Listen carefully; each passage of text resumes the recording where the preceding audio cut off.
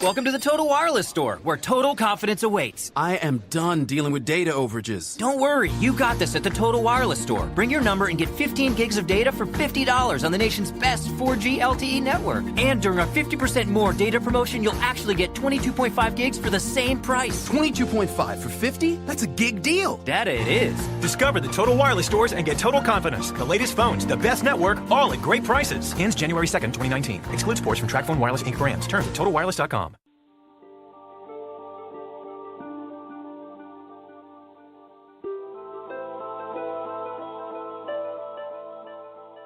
As humanity has been on the path of embracing diversity, one last minority is still unrecognized. Experiencers.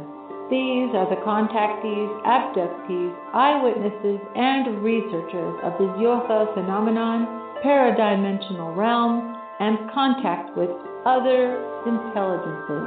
Could it be that some protocol, some map, has been created by our visitors to integrate humanity into Paradigm Galactic?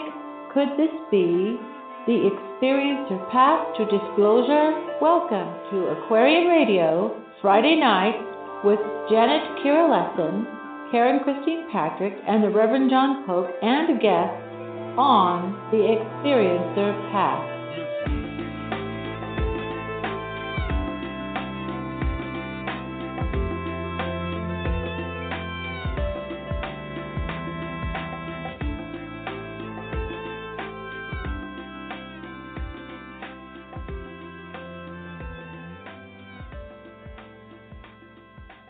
Hello, and welcome to Aquarian Radio. This is Karen Christine Patrick. We got a wonderful Friday night lineup with our panel and with our guests. I'm super excited. And first I want to introduce my co-host, Janet Kira-Lessin. Hello, Janet. Aloha, coming live to you from Maui, Hawaii. Yes, we have a very exciting show tonight with Billy Carson, and we're going to talk about Mars and Egypt, and Karen's going to read the bio and the intro, but we are going to be heading out week after next to the Moon Mars Conference in Mobile, Alabama. So we'll be talking about that on this show today as well. Back to you, Karen. Okay, and our other co-host, John Polk, are you there? I am here, not just in mind and body, but in spirit as well. So this topic it's really, really percolating, and can't wait to dive right into it. Okay, fantastic. Yes, as Janet said, Janet, myself, some others, and Billy Carson, we're going to be at the Mars Anomaly Research Society 6th Annual Mars Conference, and it's amazing. It's grown to just a few people, too. We're taking up some space at, I think, the University of Alabama, and ready. I'm just really excited. I know the topics that everybody's talking about, so I'm really excited. So I want to tell you about Billy Carson, and this is from the Mars Conference website. Billy Carson will give his presentation, The Emerald Tablets, the Anunnaki, Mars, and the Egyptian Connection at the 6th Annual Mars Anomaly Research Society's Conference in Mobile, Alabama, May 6th through the 8th. Billy Carson is an avid blogger and social media manager. He currently owns and manages over a dozen social media accounts with followers totaling over 1 million. Hot topic. That's great. Billy Carson is the founder of the number 4, Forbidden Knowledge, on Instagram, Facebook, Twitter, and Tumblr. Topics discussed range from the ancient suppressed knowledge to current day events. Billy Carson is also an expert host on the new original streaming series by Gaia named Deep Space. This series is an exploration of the secret space program and the types of technologies being used along with their potential origins.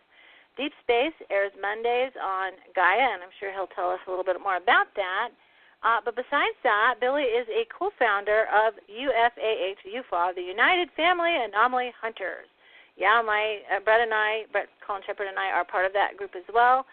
and excuse me, he founded it with Thomas Mikey Jensen.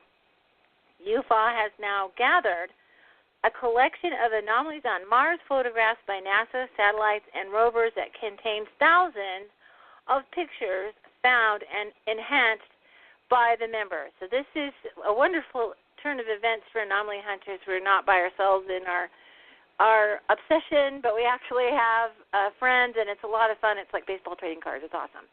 So with that, I would like to welcome to Aquarian Radio Friday night, Billy Carson. Hello, Billy. Oh, thank you so much. I'm honored by that intro. I really appreciate that. You guys really wrote everything down.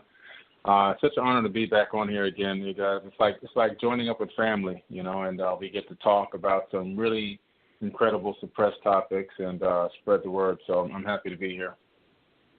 Oh, yes, and these kind of events is basically like a family reunion, because, where are you going to find a room full of people that have this interest? I mean, most of us, if we talk to our friends or family, we get that phenomenon I call Easter Island statue face, that blank stare, or they run out of the room, and we're obsessing about it. So, man, we really want somewhere to go. So we have all these groups. We have all these outlets now.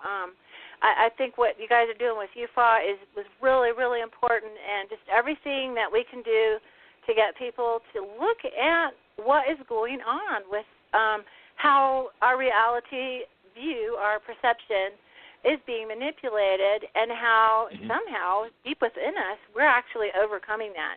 So why don't you go ahead and go for 15, 20 minutes and tell your story, and then we go round robin through the panel to ask questions and make comments after that. So go ahead. Okay, fantastic. Well, my story starts back from a very young age. Approximately 7 years old, we were living in Miami, Florida. We had moved down from New York City. And this is when I had my first sighting of a UFO. We lived next to an airport, which you would see airplanes go across the horizon, across our backyard horizon, every 15 minutes like clockwork. So as a young child, it was always cool to go in the backyard and just watch the airplanes go over, playing in the grass and so forth. And then one day, I was out there, and on a very clear sunny day, this humongous UFO comes across the horizon, but it clears the horizon in seconds, not minutes. Like a normal plane would take a few minutes to go across, because obviously it's spanning hundreds of miles.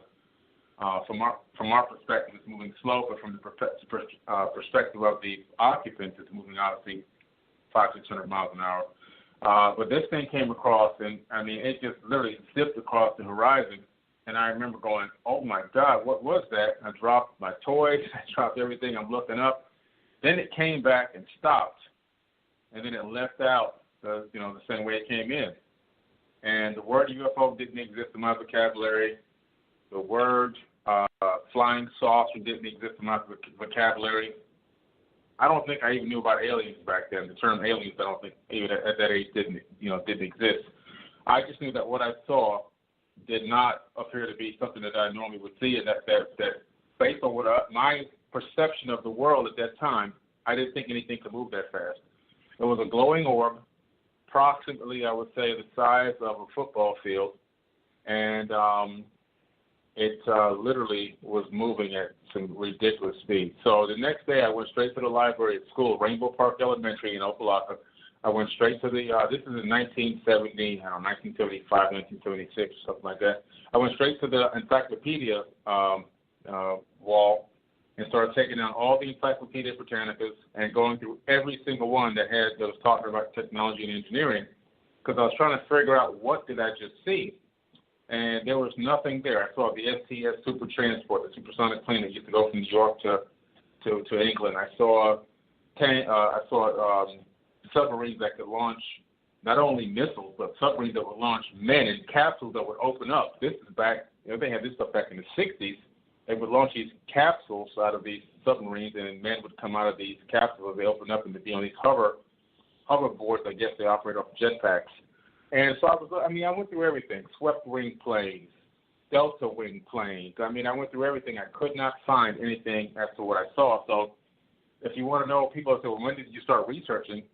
It was back in the early 70s. This is how long it's been. I've been digging and diving into this for a very, very, very long time. And then I would have private meetings with some of my friends where we would actually discuss these type of taboo topics a little bit later on when I got to my early teens. And we would actually meet at a clubhouse that we built, and we talk about these types of things. Over time, it evolved into trading information through VHS tapes. When it got to the 80s, we would get tapes from people that would record UFOs or have UFOs on tape or paranormal activity and things like that. We would trade and swap these VHS tapes, and then eventually, as we got to the later 80s, it turned into CDs, and then it turned into DVDs, and it turned into web forums and websites, and now social media and blogging. So it's been an extremely long path, and along that course of time, my library of books has has grown significantly. I've read well over 1,000 books. There's a few hundred that I highly recommend that I usually post my personal list up on my social media feeds and my blogs and my groups so that people could know which ones I think are the top priorities for them to go in and research and read.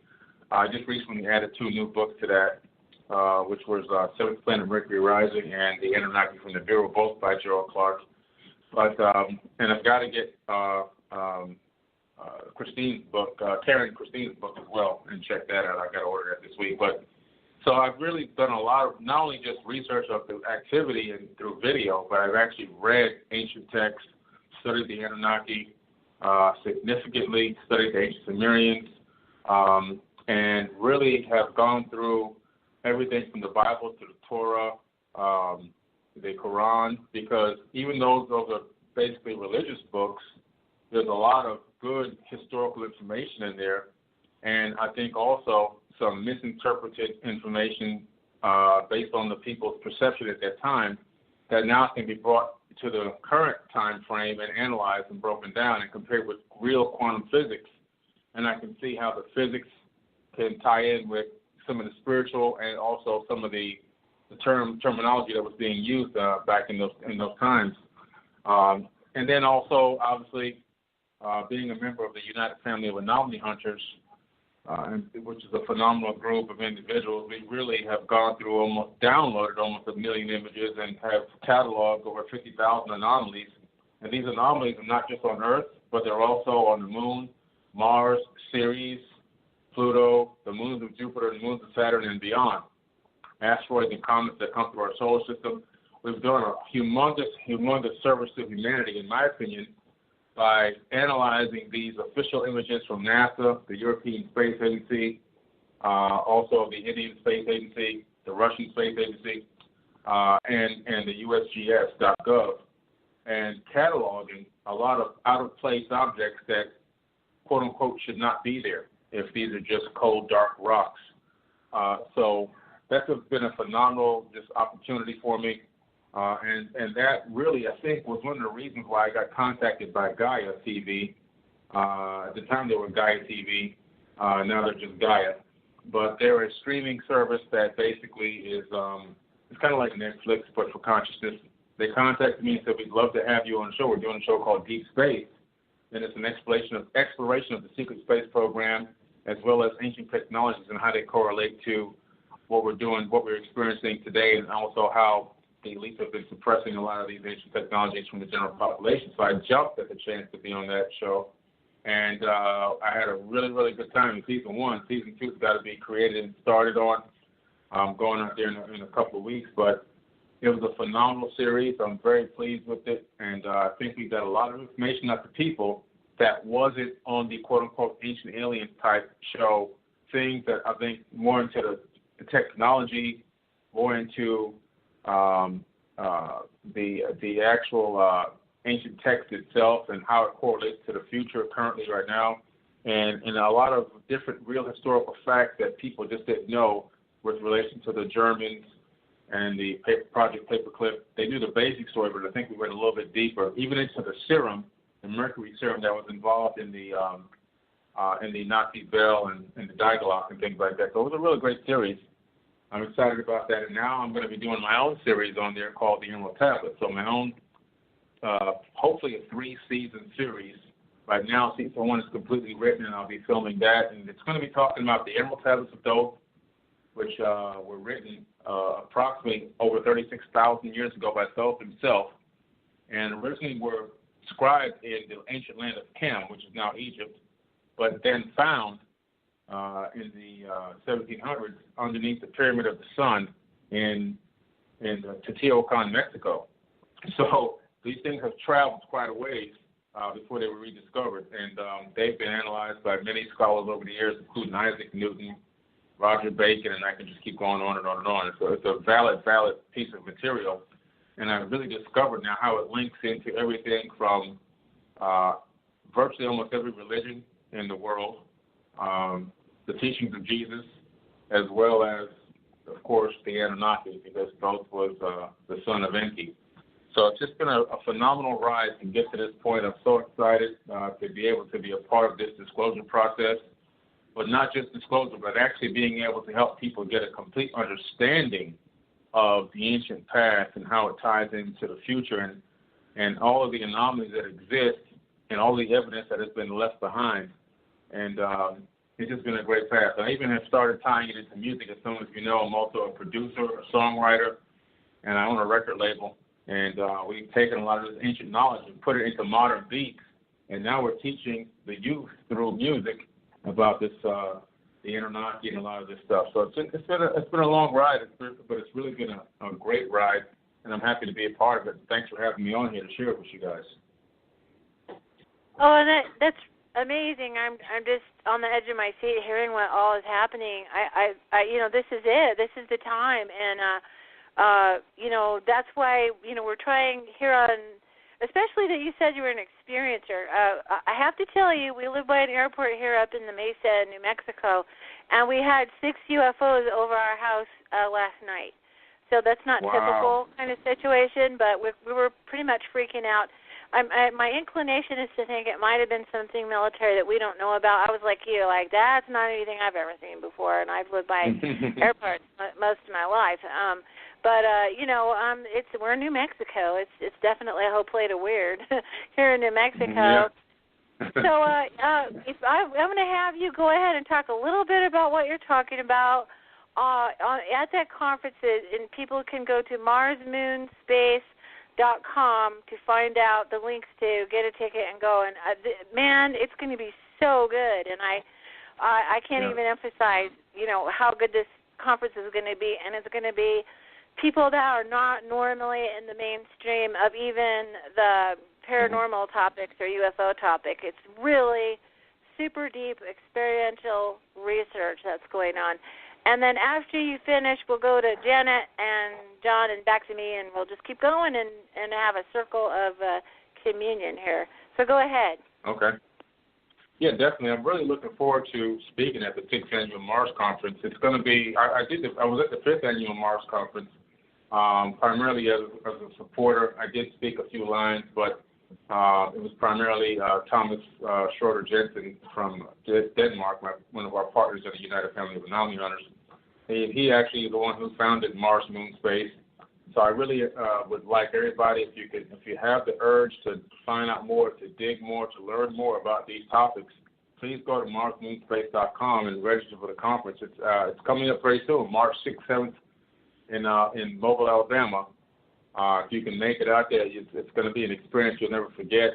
I'll be there speaking on the Emerald Tablets and the Anunnaki and how they relate to each other and how Egypt is tied to Mars. So it's going to be a phenomenal talk. I'll be up there for about 2.5 hours giving hopefully the best presentation of my life so that I can really give everybody a blessing on, everything that I've been able to discover. I'm going to be talking about the Sphinx, the Great Sphinx in Egypt, and how there's a Great Sphinx on planet Mars. Actually, one of the first anomalies that I discovered on Mars, and it wasn't that I discovered it as if I'm the only one, but the first one that I saw when I logged into the Mars rovers through worldwidetelescope.org, which is a public access system where you can actually get access to the panorama images from NASA from the rover's perspective. So you actually, it's like you're in the rover looking around. Pretty cool. The imagery is the actual real imagery directly from the surface.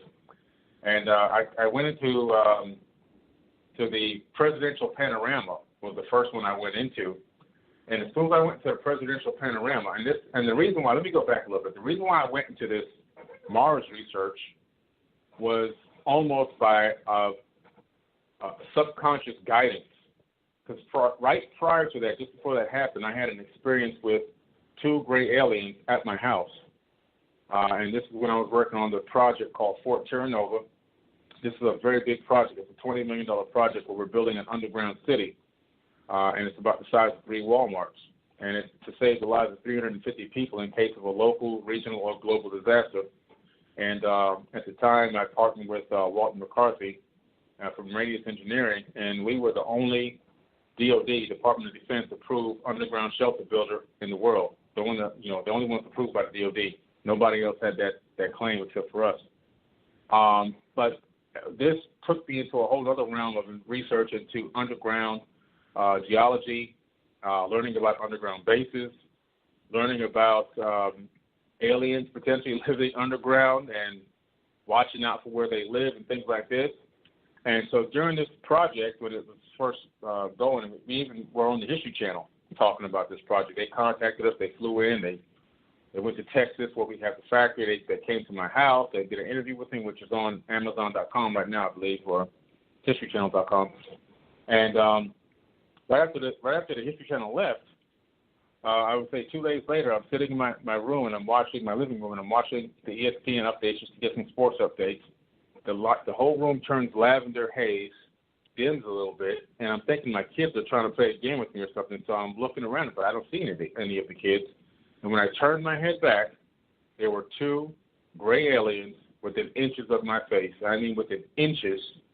And I'm sitting in a chair, and I'm 6'4", and I'm sitting in a chair that's approximately, I guess, 3.5 feet off the ground. So these beings were very tiny because they were at my eye level when I turned around. And it was horrifying. I was screaming, but nothing was coming out of my throat, and no sound was coming out. There were people in the house. Nobody heard or saw anything. It was a split floor plan. Boys on one side, girls on the other side. And at that time, I was married, and my wife was in the master bedroom on the opposite side. It lasted for a few minutes. They didn't speak to me with words like English or any other language or telepathically, but something happened between them and me with my brain. There was this pain in my head and my brain. My head started shaking violently. And as soon as it started, and it stopped, and then they just turned around and kind of, I don't even know what kind of walk that is. It's hard to describe their walk because it's almost not a walk. It's almost like they're bouncing or floating, but they're not really stepping.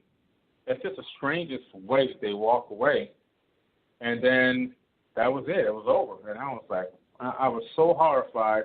It took me actually a couple of years to get over to the point where I could talk about it without crying. That's how terrifying it was. But I did seem to have some benefits with regards to physics, quantum physics, and all of a sudden my urge to really start researching other planets, which I never even had that urge before. I don't even know how I discovered worldwidetelescope.org. I downloaded the software, and I went in and started accessing the rover information, and I went into the presidential panorama first. So that's how I got to the presidential panorama. It was almost as if I was guided to it. And as soon as I logged in, I saw a Sphinx.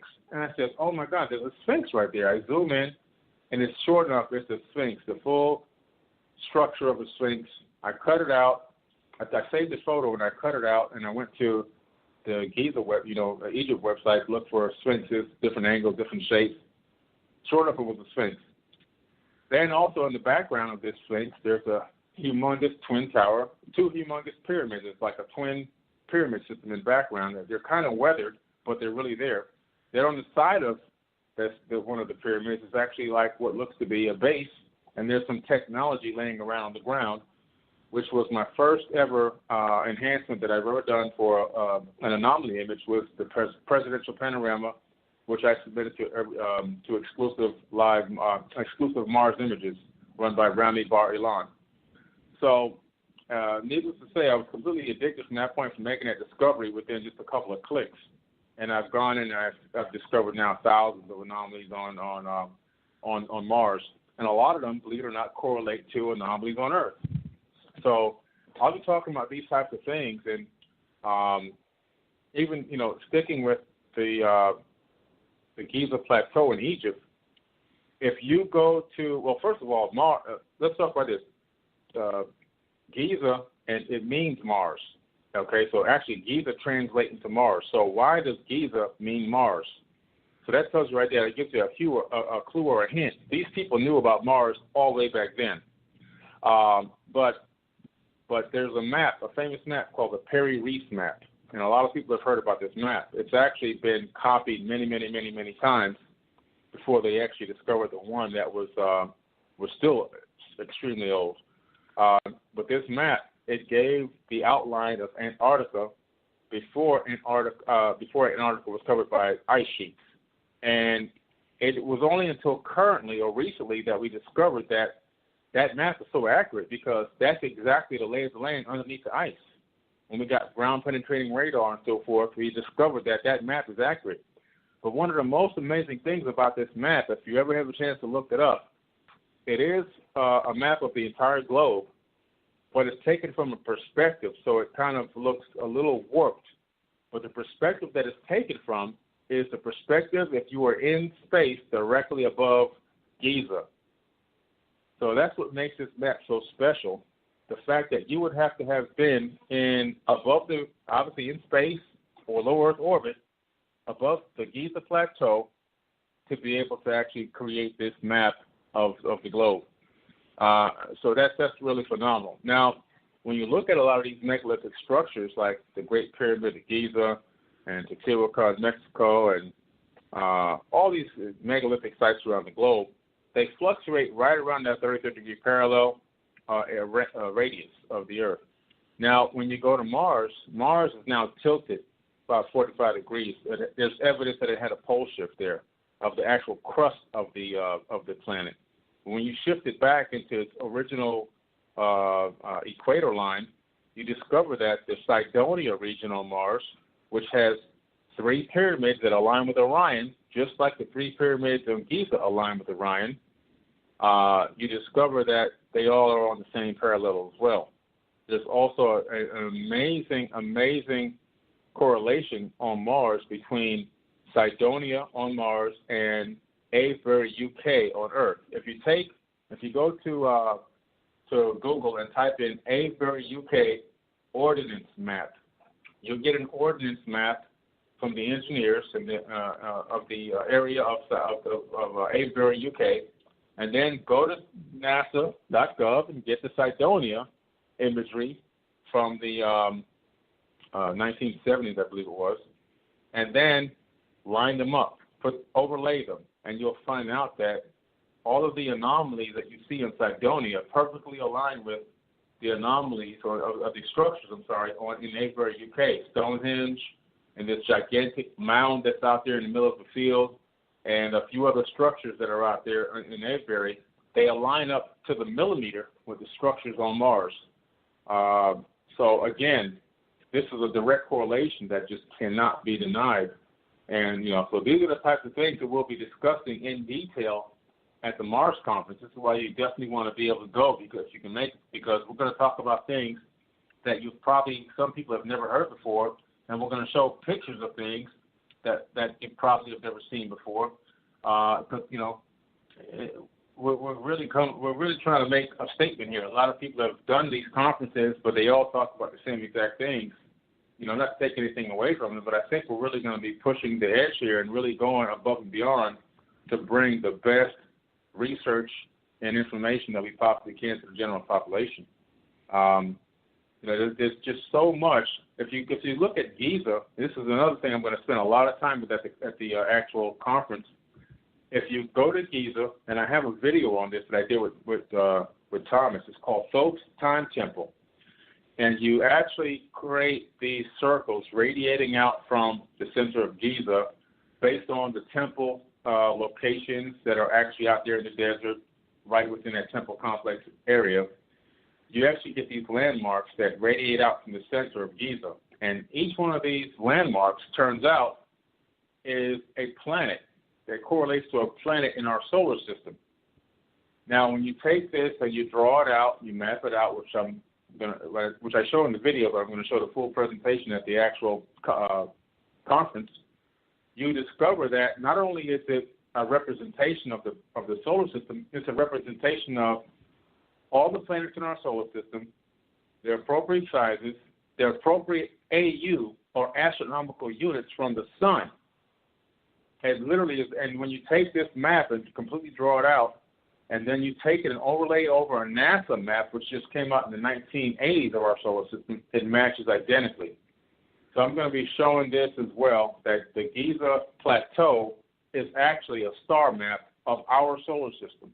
And that's going to blow a lot of people away when they finally see this thing, when they see how it works and how we came up with it and how we correlate it to the NASA map. And listen, these things you can't be changed. I can't go there and move a temple complex that's been there for thousands of years. It's there. It's in the ground. So people are going to be totally amazed when they see the type of discoveries that we've made and how they correlate to Mars and the Emerald Tablets. Because in the Emerald Tablets, the reason why we correlate is because Thoth himself claims to have built the Great Pyramid. Also in the Sumerian tablets, Thoth's father, Enki, decreed him to build the Sphinx and put his face on there. Now, later on, I believe after a war or a situation between him and his brother Marduk, who was also Amun-Ra, the face was recarved into Amun-Ra's son's face. But however, we still get to see what these people look like. We look like them, obviously, because they've got humanoid features.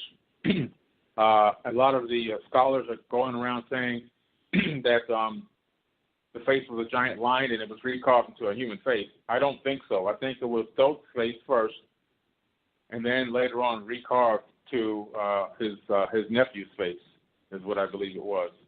So these are some amazing correlations that we have here, and it's going to be so exciting. I really can't wait to get to this conference and show everybody what we've come up with and let them see how these things really tie in. Because when you find out about the past and the true information about where we come from, how we got here, and how these people were master builders, and then you discover that the architecture that we've discovered on Earth, which we're calling ancient megalithic structures, is also on the moon. It's also on Mars. It's also on Venus. It's also on Mercury. Why is Ganymede? Come on, I mean, Ganymede? You know, so we've got these things all over the universe, all over our solar system, I'm sorry. So that means that there's one architect. Somebody's following the same exact engineering plans. Somebody's following the same exact construction plan. And this plan is coming from one source. The odds of us already having multiple pyramids all over the planet at the same time is impossible if it's just happenstance. It was taught. These construction techniques were taught and brought to mankind. A lot of people don't want to admit that. A lot of humans say, oh, we can engineer, we're smart people, we're this, we're that. Yes, I agree that human beings can be very, very smart. However, if you look at the geologic record, if you look at the genetic record of a human being, what we're called now as a modern Homo sapien, there is no way, based on evolution, that we could have accomplished the things we've accomplished in this short period of time. Not to mention that when you actually look into the genetic makeup of the different races of the people on Earth, yes, we're all part of the same human race, but we all have a 2% variance between African American to Caucasian to Mayan, because I don't call them Latino, over there they're really Mayans, to Native Americans and indigenous peoples around the world. There's a 2% genetic variation, but you can't get a 2%. If you do genetic research at all, you'll find out that when something is a 2% variation, it's almost like me trying to go from here to Mars, 80 million miles, okay? It's a big difference. So, yes, we're all part of the same species and the same human family, but the variation means that we're all slightly different in a way that how did that happen? You can't have that off of just natural evolution. There's a tinkering that has gone on.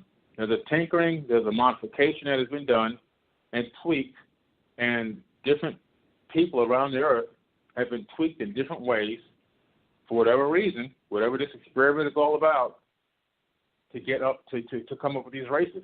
It wasn't that just Caucasian people were in the mountains until they became white, black people were in the sun, because that's not how it works. We are all genetically created this way based off the research that I've come with and based off listening to professors lecture on genetics, people who actually have been doing this their entire life, who have degrees and PhDs and everything else, DDSs and everything else, talking about this. This is not an evolution. This is not I was in the sun so I'm black. No, it's not how it works.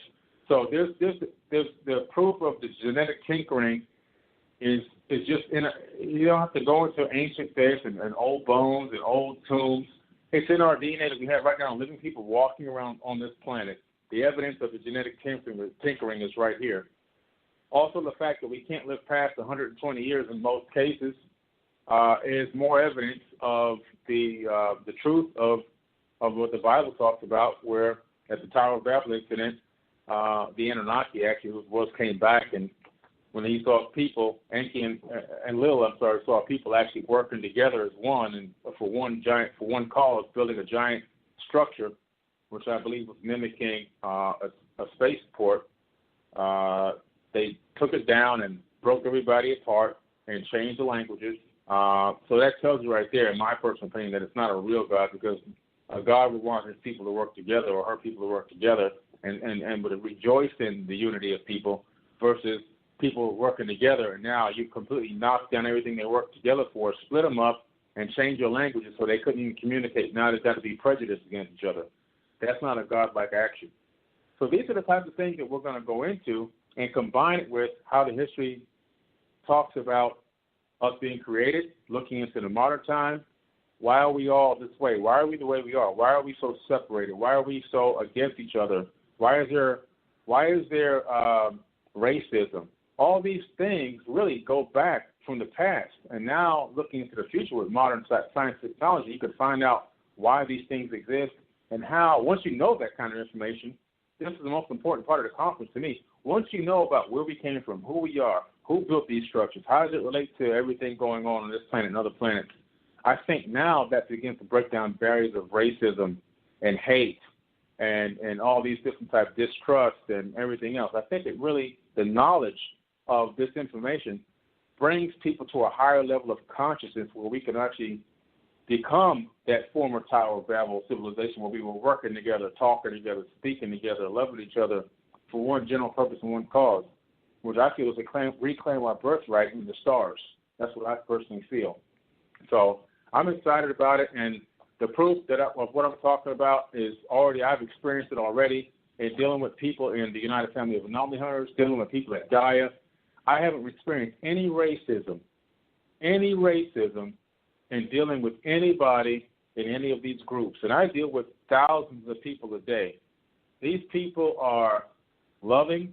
They love one another. They love everybody. They've treated me with the utmost respect. They treat me as an equal. But why? These are people who are studying the past, the present, and the future, and have gotten to another level of consciousness. And this is where I think the human race has to get to. If the human race wants to overcome all of these petty things, I think we've got to learn about everything that happened in the past and how it relates to us now. And that's my main drive behind all of this, to be quite honest with you.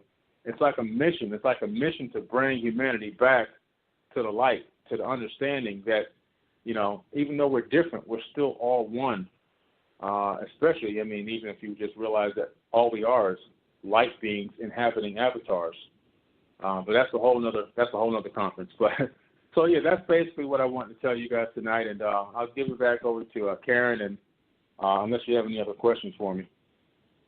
No, that's the caliber of stuff you guys are going to hear, folks, at this conference. I want to stand up and clap, but I got a show to run.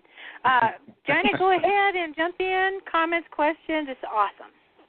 Oh, I couldn't agree more. I realized that, this history that we're uncovering and revealing will give us an alternative to the programming we've received from our cultural conditioning and religious programming and family of origin programming that creates multi-generational dysfunction.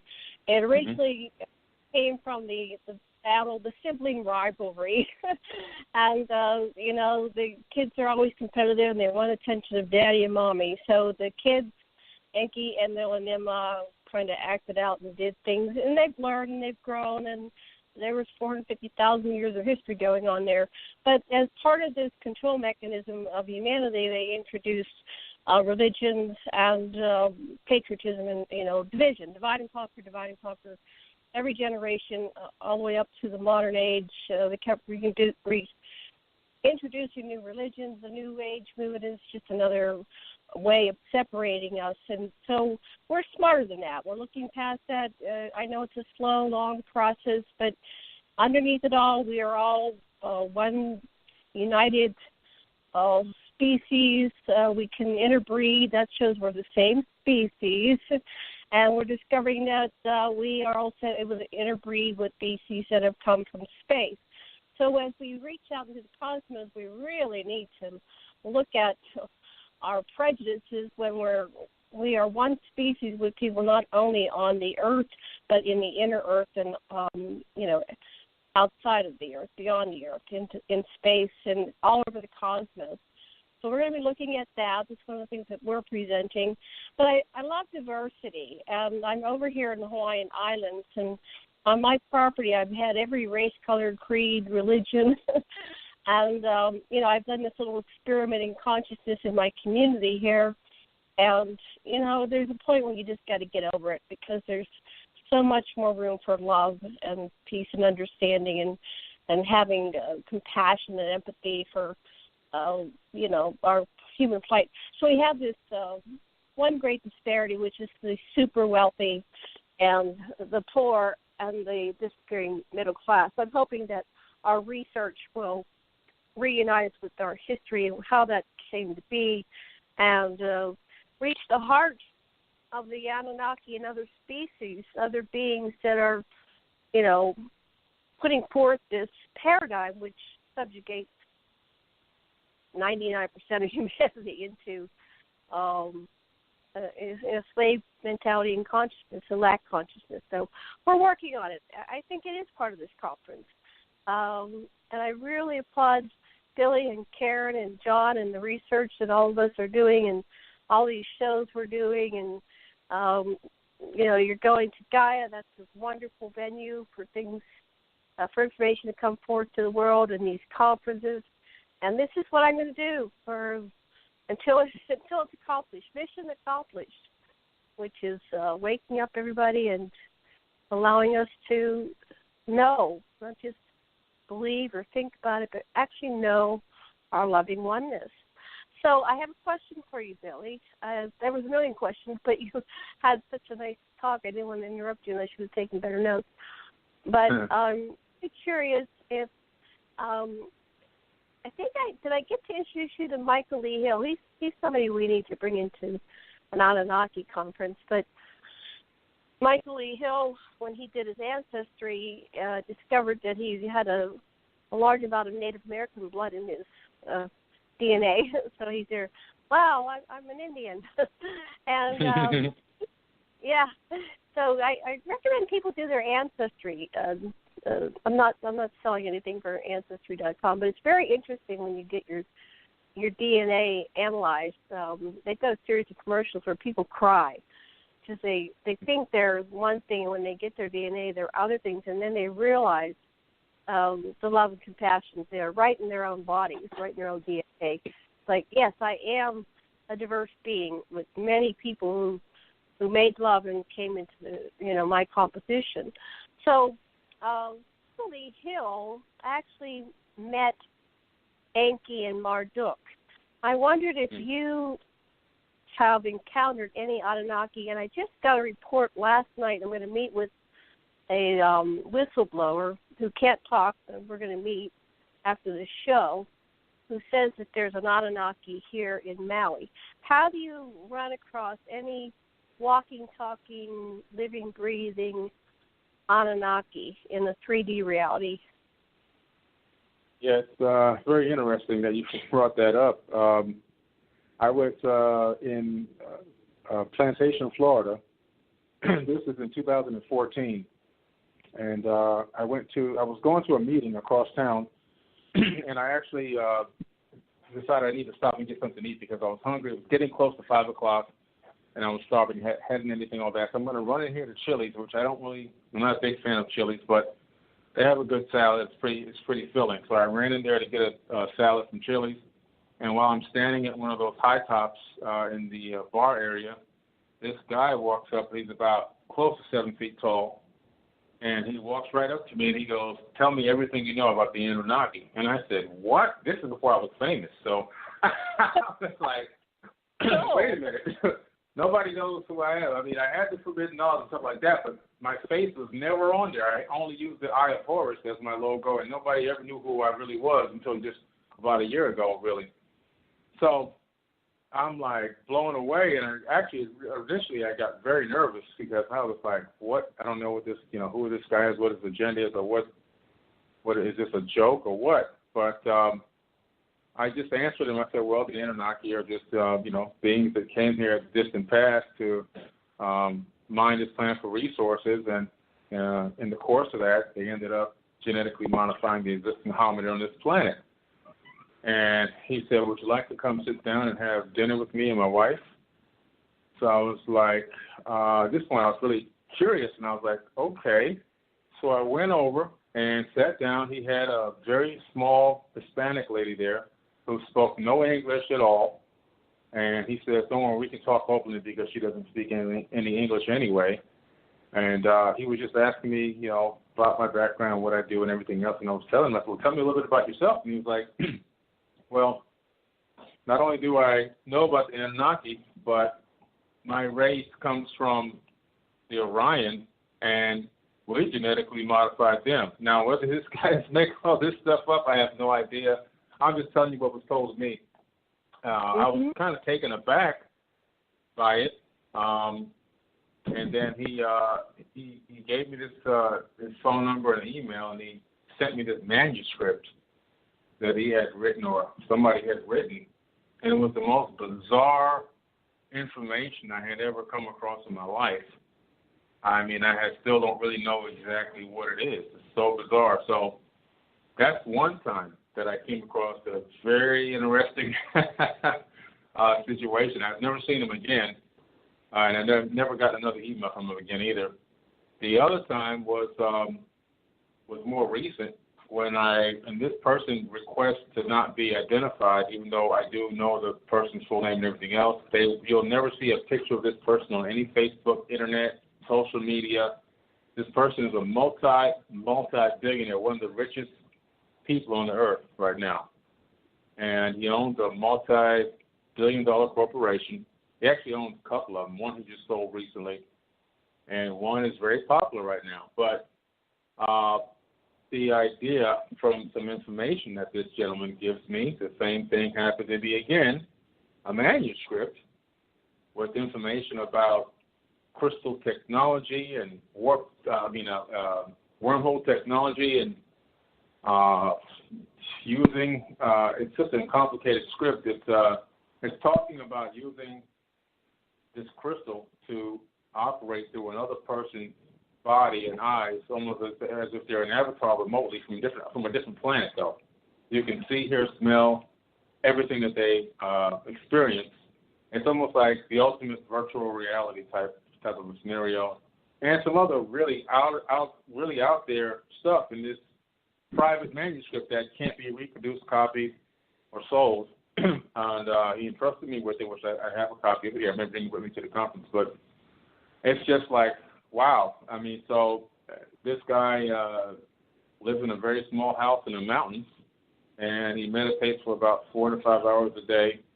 I'm 6'4", and he's much taller than me, so he's got to be, 6'7", 6'8", and bald-headed, very strange shaped head, but never was openly said that that's what he was, but I just get the feeling that he's not just the average person walking around on the streets. So put it that way. This is a very interesting scenario. So those are the two people that I've met, that look like us or we look like them, that, to me, in my opinion, may not be part of this earthly human race, or maybe have genetic ties to more direct genetic ties, I would say, to stars, to the stars. Interesting, very interesting. Okay. No problem. Thank you. Hey, Billy. I was online, just being nosy, trying to do a little more research on you, and I followed you on Facebook. So when you have the opportunity, I'm Reverend John Polk, but I go by Marcus Polk. That's my ET Paranormal handle on Facebook, if you will. You said Marcus Polk? Yeah, correct. Marcus Polk, like Polk County, Florida. Oh, Polk. Okay, yes. Okay. Yeah, Gotcha. So I wish I could get some of the tax revenue, but my last name's Polk, like Polk County, Florida. Okay, no problem. Man. Which is actually, which is just south of where I live, maybe a half an hour. I live in Orange County, right behind Universal Studios, and as you live in Florida, you know pretty much exactly where I live. But anyway, I was on your Facebook, and I love what it says, and the pictures are great, but I have 2 eyes to look and 1 to see. And then you see the Eye of Horus. And then it's the cross-section of the midbrain, which includes the corpus callosum, the thalamus, the hypothalamus, the pineal gland, and the medulla oblongata. And, you know, it just figures that that's a huge part of Egyptian iconography. So where it is symbolic, it's also anatomical, but it's also, it seems like the symbolism permeates the universe also. There's just a whole lot more to it. That part of the cross-section of our midbrain seems to cross cultures, and let's say cross cultures interplanetarily also. So I would figure perhaps millions, perhaps billions of years ago, we go to Mars. And you were talking about the Giza plateau, which is basically mathematically mirroring the one that we have, you know, minus the tilt axis that they have now because of the shifting of it to where it was X amount of thousands of years ago, whatever. It lines up perfectly mathematically, which I didn't know that as far as like, what was it, the 33rd parallel or whatever, something to that effect. I found that interesting, but that also mirrors the studies of John Brandenburg, who's a plasma physicist. But he was talking before about how Giza means Mars, but also how Cairo means camp of Mars, which I found, and it just plays right into exactly everything that you were just talking about also. And according to him, and there's been a lot of debate about this, but supposedly one of the Mars rovers was able to detect Xenon 129, Xenon with an X, Xenon 129, which is basically nuclear fallout on Mars, which means, if it's true, that some kind of nuclear weapon, if not multiple-time weapons, were used on Mars and could possibly be a big part of the reason that they lost the majority of their atmosphere. Do you know anything about that as far as nuclear weapons used on Mars? Because there's definitely proof of it being used on Earth. Oh, absolutely, yeah. That's a great thing that you just brought up. I mean, a lot of people don't know about that, even though it's been out there a little bit, but a lot of people it never got to the main part of the truth-seeking crew. So when I talk to people about it, they go, really? So I'm glad that you know about that. That xenon, that is really there. And there's, I believe if we can really get the real information from NASA, we find out that a lot of that rock up there is vitrified rock. In other words, it's been heated up over 3,000 degrees. But it all ties into, again, when you go back into ancient Egypt and the ancient texts, from the Bhagavad Gita to the Mahabharata to the ancient Sumerian tablets, you find that there was these ancient wars. And they call them the Pyramid Wars also more recently. But the evidence of it is there at Giza, because when I went to Giza and I put my hand in the sand, I was able to pull up balls of glass. It's still there. The evidence of the blast and the war is still there. Now, according to the historical record, depending on whether you're reading the Terra papers or whether you're reading the Sumerian tablets or the Mahabharata or whatever, it all basically says almost the same thing. There was a big battle between these relatives, which are all Anunnaki. They're family members fighting each other viciously and ferociously, using human beings as cattle, the same way the U.S. military still does to this day. We get people in troop suits and send them across the world to blow somebody up, in order to do the same thing we do now, get control of resources and land, and also ego, revenge, and things like that, stupidity. So this war really happened, but the thing about this war was it wasn't just a war in Egypt, and it wasn't just a war on Earth. It was not only global, it was, I believe, interplanetary, because the evidence of this type of a war is also found on the moon. There's evidence of a war on the moon with crystal dome structures that have been blasted down. There's craft vessels up there still, supermassive vessels the size of Manhattan, the size of New York City. They're up there laying down with battle scars on them. Then you have the moon Phobos, which is actually not really a real moon. It's actually an artificial structure that's orbiting Mars. And it's the reason why we know it's artificial is because it was told to us by even NASA and Russia. They actually scanned this object and discovered that it doesn't have enough mass to be a moon, and it's also losing its orbit at a very slow rate. So it can't even stay in orbit, which means that it's an object that, for its size, doesn't have the mass inside. It's most likely a hollow object, which is their exact words. So this particular thing's got battle scars all over it. So you see now the evidence of the war on Earth. You see it on the moon. Now you go to the next closest planet. You see it on Mars, or the moon of Mars. And then you go to Mars, and you see what happened there. An obvious pole shift. You see the atmosphere has primarily been swept out. You see a lot of destruction. A lot of the anomalies that we look at on Mars appear to be completely obliterated or flattened. And, even like some of the things that you normally would have left behind if there was a flood, a global flood, like trees would still be there. There's a lot of things that would still be there. But when you have everything the way we see it, completely like flattened, now there are some places that are still well kept and well developed, and maybe that's part of the restructuring process, or maybe that was some areas that didn't get hit as bad. But the overwhelming evidence that there was a war there, and then you go back into the Greek, and they call it the god of war.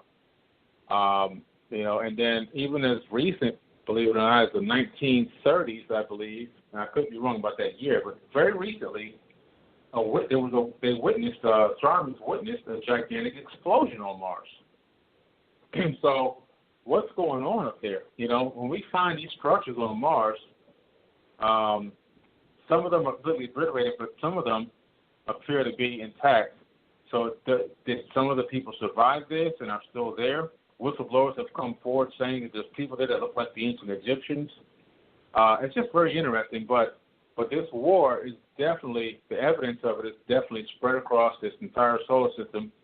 And I believe that the Atlantean civilization, which I believe this dates back to, even including the sinking of the main city of Atlantis, which is talked about in the Emerald Tablets of Thoth, is all related to this one big interplanetary war that the Anunnaki were going through and battling over and for, possibly over control of the resources of this planet, because this is one of the richest planets in the solar system prior to Tiamat being destroyed. So it's amazing that you know that. But, yeah, very, very true. I believe that it's all tied together.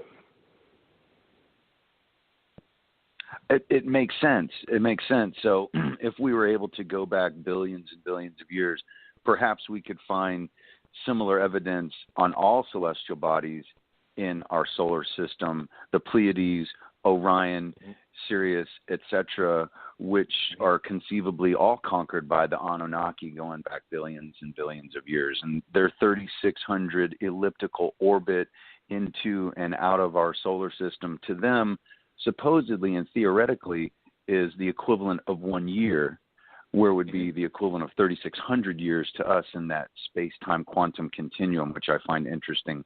But real quick, also, I friended you on Twitter under Reverend Polk, and then my show, Quantum Hologram Matrix.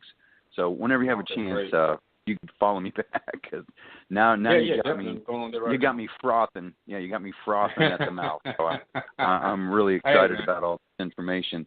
So pass the stick back to Karen. Thanks. Yeah. While you were talking, Billy, so to kind of give a background on what I'm going to be talking about a little bit, because I'm one of the speakers, as is Brett, is I'm going to be talking a little bit about links through language, because I've been following this story of a particular tribe of people who speak a dialect of Albanian up in the Albanian mountains, who were never overrun by any conquerors, the Greeks or the Romans or any of that. They're so far up there that if any invader tried to come up, they'd have to go on these steep little mountain trails, and they just roll rocks on them. And besides that, when they got up there, the average Roman guy was like probably about 5 feet tall, and they were like 7. So they were called the Geg tribe, or the giant tribe. So anyway, long story short, I happened to be connected with one of the researchers, and going back and forth, and we share research. His name is Skender Hushi. And Skender actually sent me some material to present at the conference about UFOs, so that's going to be really great. But I decided to look at Giza, what Giza is in their language, and I don't know how close I am on this, but he has a book called Antiki Nomi, which is the names in Europe that they can't find a root language for, and it's his language. His language is the root language. So I looked up Giosone, which is Jason, which is close to Giza. I was looking for. So it's kind of close. What was really interesting, because I think I'm onto something, because in their language it means by race is the moon is. So it's, again, the people that were from the moon. So they're one of those indigenous tribes that go so far back that they have star ancestor stories in their mythology and in their stories and songs, and they are very, just like the Native Americans and other indigenous, the Dogon and whatnot, have a genetic memory back to those times. They have a cultural memory back to those times. So I'm going to play around with that, and we can talk about it, because what is likely to be so is that this language was really, really close to the language of the Atlanteans, because Thoth was an Atlantean. It wasn't an Egyptian. It was Thoth the Atlantean. And I'm so excited. You're going to talk about the Emerald Tablet, because I'm going to be sitting in the front row with a bunch of questions, so watch for me. And because this is such an interesting document. And most people don't know that much about it, and I'll let you tell them about it. But so yeah, that's the question is this language is what this Albanian Geg tribe language is one of the oldest in Europe. I think it's considered a root language, although the Vatican has tried to say it differently and has suppressed the language with extreme prejudice. It's also called the Pelagian language, and they at one time ruled it as being the language of Satan or the devil, so hey, you can't learn it. So there you go, extreme prejudice. Because they didn't want people to be able to read that language, because there's literally thousands and thousands of books written in this language and using a letter script called Pelagian letter script. So like the language when you speak it is this Geg Albanian, which is likely to be Atlantean, and then the letter form that's written on the Emerald Tablets, as I understand it, and you can correct me if I'm wrong, is this Pelagian language, this letter form that was literally, you find that script all over the world. And supposedly there was a library under the Sphinx that likely had a lot of those books. And I just bet dollars to donuts or pizzas maybe is that underneath the Vatican, I bet they have a lot more of the books written in this language. And so there's been this hide and go seek cat and mouse game with the powers that be, primarily driven by the Vatican, to make breaks in the information so we don't know what these languages are. They will, if they have to, wipe out whole tribes if they have to just get rid of the people who speak them. So I was just wondering, kind of what you have learned about. Of course, Emerald Tablets were translated by someone named Dori L, which is an interesting L. There's that L word, right? E-L, which is like the Elohim. I was just wondering, just the document itself, when you read it, it doesn't matter how many times it was translated over. It's remarkable. It's this amazing knowledge about how it's all one thing. Everything in creation is one thing thinking it's separate things. That's my favorite part of that document. But if you'd like to go ahead and talk a little bit about that, because I'm super excited you're going to cover that topic. Oh, yeah. This is going to be so exciting. the Emerald Tablets themselves, like you said, the Pelagian script is definitely what, in my opinion, was the Emerald Tablets is. The writing is on the tablet itself, and the writing can be found not only around the world, but guess where else we found that writing? We found it on Mars. Okay, so a lot of the anomalies that we've uncovered. So the writing is there as well, and when you really research them, they're the ones who wrote the Bible. They're the one, and they were the biggest followers of Thoth. They were the biggest followers of Thoth, and they're also the ones that took the main part in writing up some of the scripts that made it into the canonized Bible. So these people were big fans of him, and it would lead me to believe that Thoth, and along with that and some other things that I've now read from the New Testament and from the Emerald Tablets, that Thoth possibly is Jesus or the son of Jesus. No, sorry. Jesus is either the son of Thoth or is Thoth. That's what I'm trying to say. I'm trying the opposite. So when you really look at it, for example, a lot of the terminology that Jesus is speaking, only where there's parts where Jesus is speaking in the New Testament, you can find those same phrases, slightly different, but the majority of the wording is almost the same in the Emerald Tablets. And it makes you scratch your head and go, wow, this is supposed to be over 36,000 years, and this is really just found a couple thousand years ago. Actually, not even a couple thousand, much less than that. So you start scratching your head and going, wow, which one is it? And the deeper you dig into it, the more you find that everything that Thoth is talking about, from the Great Flood washing across the land to developing the land of Chem, which we know now is Egypt, to the mother city, which was Atlantis, the Atlantis main ring city where it was the headquarters or the capital, all the way to everything he talked about spiritually, how mankind should be seeking the light and how mankind rises and falls, and how frequency and vibration create matter. I mean, this is like quantum physics. So these Emerald Tablets go. I mean, in the first tablet, Thoth is sent to the land of Chem by his father Enki, who actually told me in this epic, and he gets in a ship with his crew and he rises. So that means you're going up. That means going out, sailing out. He gets on a ship and rises up into the sky, and then they travel to the land of Chem, where they look down and see the barbarians beneath them. So again, depicting that they're in the sky, and then they descend on these barbarians in this ship. When they open the door, these barbarians come to attack them with clubs. And the first thing that Thoth does, he raises his staff and he sends out a ray of vibration, stopping them still as stone on the mountain. So basically what he does, he's lifted up his staff and sent out a ray gun or some type of a stun device, a ray beam or stun beam at these barbarians, and stopped them. And then once he stopped them, then he released them and began to talk peace with them. And say, so this is some amazing stuff. This is in the beginning of tablet number 1. I mean, so from the second that you read that and realize what you're reading, it's hard to put that thing down from that point forward, because you know that you're getting ready to read something very, very special. And some people question the authenticity of the tablets, like, are these things, are they real? Well, the tablets are real. They've been translated by not just Doriel, but also Sir Isaac Newton, the Queen of Sheba. The list is huge. Let me think of some of the other people that have actually, Robert Bacon, a famous author.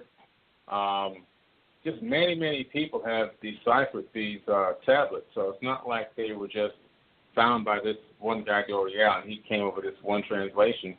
Many books have spawned off from translation from other authors that have had the blessing to be able to translate the material themselves. So it's also spawned off many other books. So this is a lot of the stuff that I'm going to be covering in the Emerald Tablet series on Gaia, as well as at the 6th Annual Mars Conference. I'm going to be going into some stuff that nobody's ever heard before, and breaking it down with some real facts. The Emerald Tablets are just so powerful. Matter of fact, the preface of the Emerald Tablet alone is so powerful that I recommend people read that 50 to 100 times. Just the preface alone will blow you away. And you get the understanding immediately that just in the preface that you're reading something that's going to alter your DNA genetically. On a genetic level, you're going to be changed. You're not going to be the same person again once you get done reading these tablets. And the thing that I believe is the most inspirational about the tablets is that it's really talking about a human being having the ability to achieve such a high level of consciousness that they don't even need their flesh avatar bodies anymore, and how to really break free from the matrix. That's what this thing is about. So this is just it's an amazing piece of work. I mean, I'm so happy that Thoth just had it in his heart to even write this and put it away. And I'm so happy that obviously he knew somebody would discover it to bring it back out again. Because this is just one of the greatest pieces of works that I've ever come across in all my years of research and all my years of studying. This is the real truth. These tablets will teach you about becoming a spiritual being, not a religious being. And I think that's very, very important that people understand the difference between the two.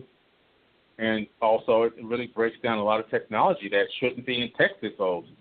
Spaceships, laser guns. Even one scene where he's talking about how he dazzled them with his magic science. He pulled out his trinkets and stuff and started showing them, let's say it was us, look at my digital cell phone, look at my watch, and these barbarians started groveling at his feet, calling him a god. And right away he stopped them and he sat and talked peace with them and started bringing civilization to that area and brought them to a very high level of civilization before leaving Egypt, which is then Kim, and going to Mesoamerica and kickstarting that whole civilization over there, where they were called the Teotihuacans. He's actually left there with Olmecs, Africans, and went to South America. So, and the evidence is there because I've been to Teotihuacan, I've been to all the surrounding cities, I've been to the pyramid complex and climbed the pyramids out there, and I got a real homegrown Egyptologist when I went to Egypt, and I got a homegrown archaeologist when I went to Teotihuacan, Mexico, because I wanted somebody who really was going to give me the truth and not commercialize the information. And these people are on the same exact wavelength as us, and they're telling Thoth himself lived here.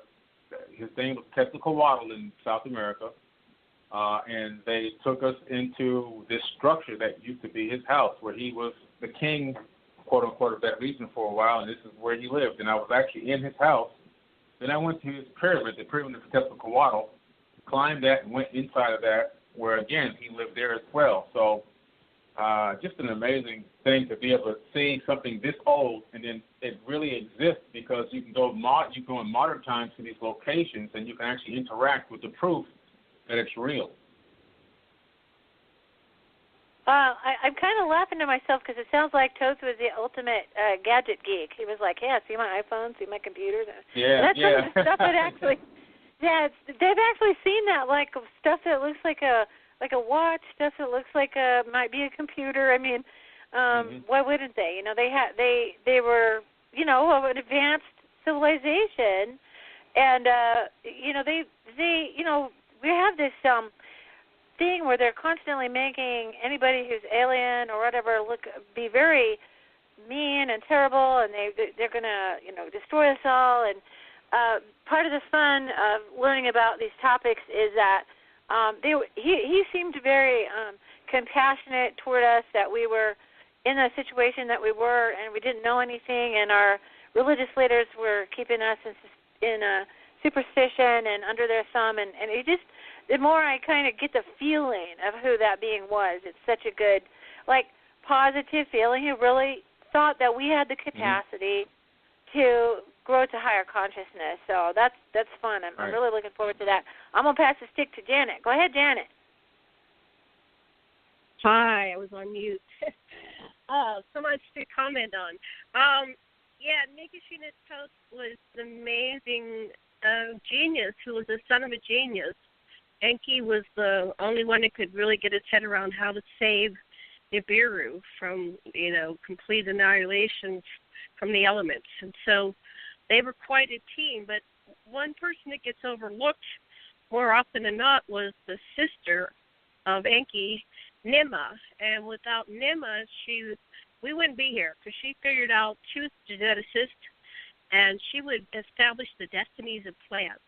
So one of the things that I'm going to do is talk about the feminine perspective of this whole Anunnaki journey from Nibiru to Earth, and how women were at one point part of the councils, and there was an equal number of men to women, but because of the war that originated on Nibiru, and most of the men were out to war and they died or became sterile, so women became second-class citizens because they needed to breed and reproduce to reestablish the population, which was greatly decimated.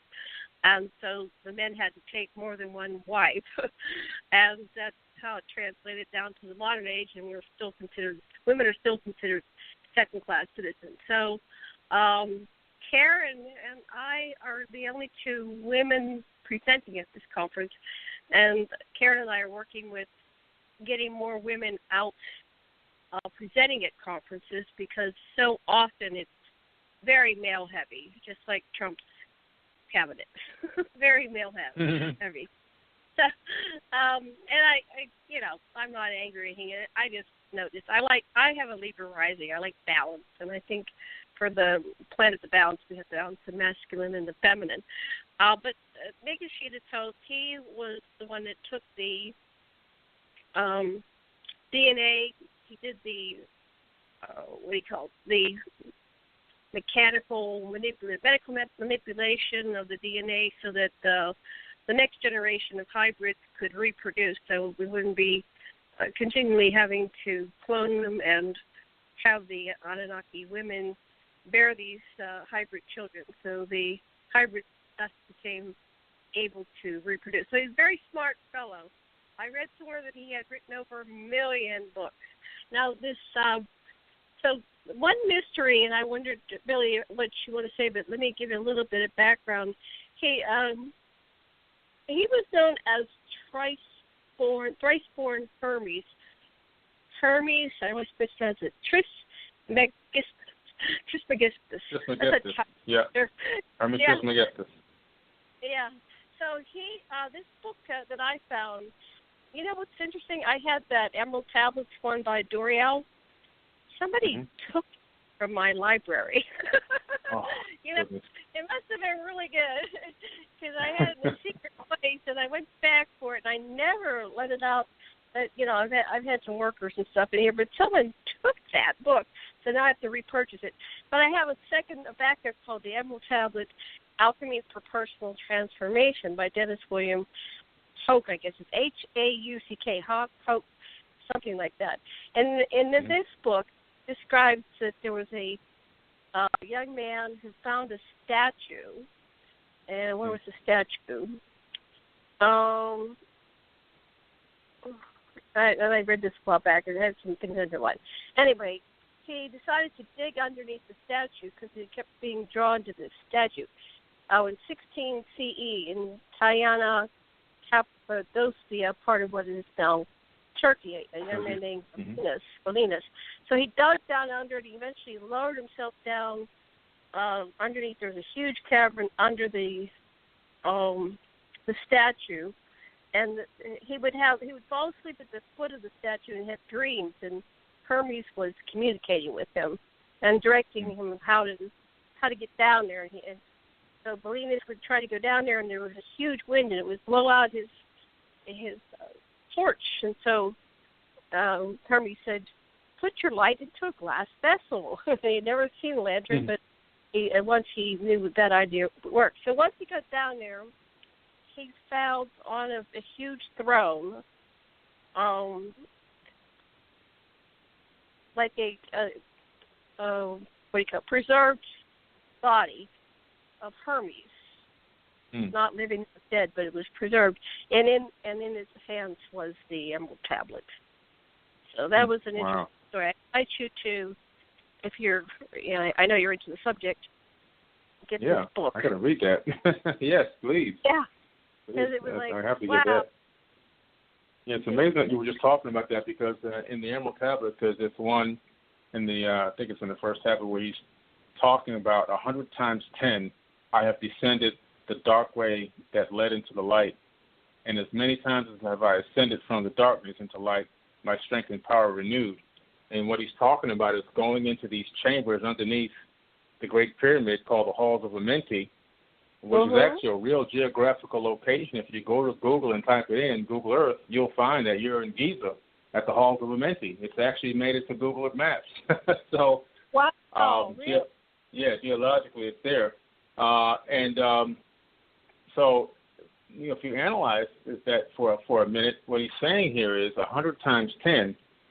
So he's saying that he enters this regeneration chamber 100,000 years, or he's entered it for 100,000 years over the course of 100-year increments.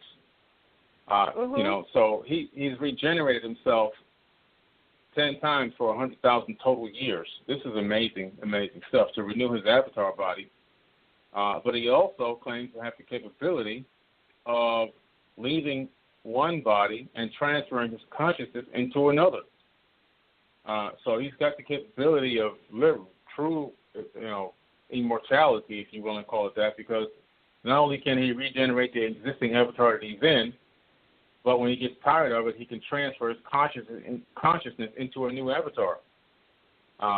And when I read that, and then later on when I was able to correlate some of the verses from Jesus speaking with verses out of the, or sentences, I would say, out of the Emerald Tablets, that's when I started to say to myself, could this possibly be the same person? Or could Jesus be a direct student of Thoth? Or could Jesus be, since he was obviously what appeared to be a virgin birth, is he the seed of Thoth? So this is just there's amazing stuff to ponder as I dig deeper and deeper into it. It's almost like you can never know it all, but you just keep researching and digging, Well, I have a researcher named Glenn Spoke, who's a brilliant attorney from Canada. In fact, he's defending all the indigenous tribes to the court in Europe. What do they call that? Trying to get their rights. The tribunal. So he is an Anunnaki researcher, and I discovered him a number of years ago. Got to meet him last year in June when I went to Toronto to that conference. And he thinks, and he's got a brilliant theory, and I'm encouraging him to get his fifth book out. And he hasn't released it yet because he had some kind of copyright problems with some images he wanted to use. So he's kind of cleared that up legally. But he has a theory that Enki is actually Jesus, that the whole story was a warping, that the virgin birth was just the lines in Africa and how they created the hybrids, and so it's not a virgin, it's just genetic, impregnation with the zygote that they created. Correct. And he says, track the symbols. One thing, you track the symbols. And he said the wedding in Canaan was actually Mary and Mary, who is Nimma. Nimma was forbidden to marry Enki for a couple reasons. First, Enki was given to Damkina in the political marriage. And then she went and disobeyed her father or something, and she got pregnant by with Ninurta by Enlil. So that somehow she became, they called it the blackened, meaning rejected. And I don't like to use that term, but this is the historical behind what they meant by that she was not allowed to marry. And for a while, Enlil was not allowed to marry either, but then that got straightened out. But Nimma remained with this stigma until finally she and Enki decided, screw this, and they had the wedding in Canaan. But they became a triad. Enki was very loyal, and as you know, the Anunnaki are not really monogamous. One of the punishments for Enlil when he raped Sud was that he would have to marry her and be monogamous. And they had a different, society because of what happened with their wars, and the men definitely had more than one woman, they had concubines in the first wife. But also because there were so few of them here on Earth, they were encouraged to diversify their DNA and their genetics by, cross-pollinating and having children, because when you have too small of a gene pool, it tends to, you can marry your, that was also the thing, you can marry your half siblings, but apparently Mima and Enlil were full siblings, and so there was something about genetics, and you weren't really allowed to reproduce with your full sibling, but your half sibling was okay. Anyway, so I'm hoping he gets that out this year. I keep bugging him, but maybe we can get into a conference.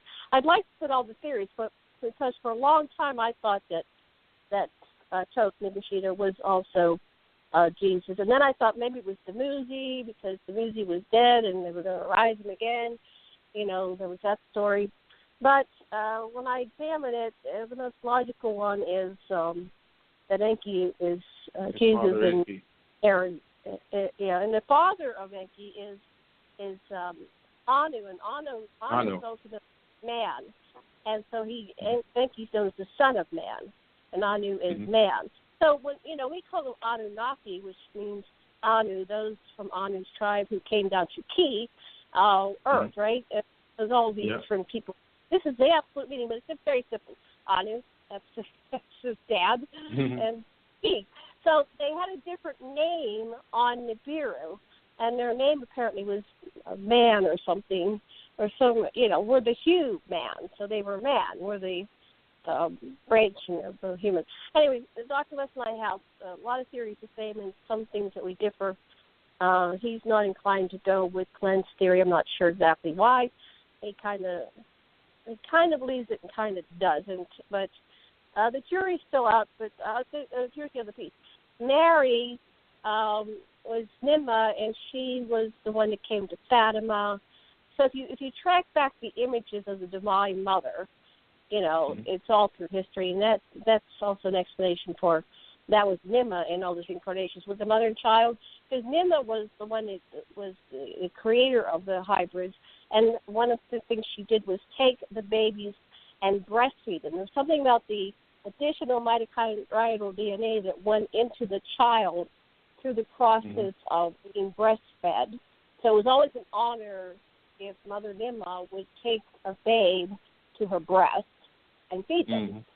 And so we have these images all through time, and so these, it could be, how they keep changing the names of the Anunnaki, depending on if it's Greek or Roman or, whatever time period it is, that it's the same characters, and humans can't quite resolve living that long, hundreds of thousands of years. Now back to and then I'll pass this on to John. Sorry, I'm taking too much time. But one of the things that we've talked about, Dr. Les and I, and I've done some tantric experiments. And when I do tantra, I go out of body. It's not remote viewing. It's like way beyond me. I travel like Nagashita said he did, when he went into the halls of Menti. So I have traveled out. I've encountered spaceships, the library ship, all kinds of interdimensionals, extraterrestrials, been on other planets. And I learned to do this in my tantric practice by intention.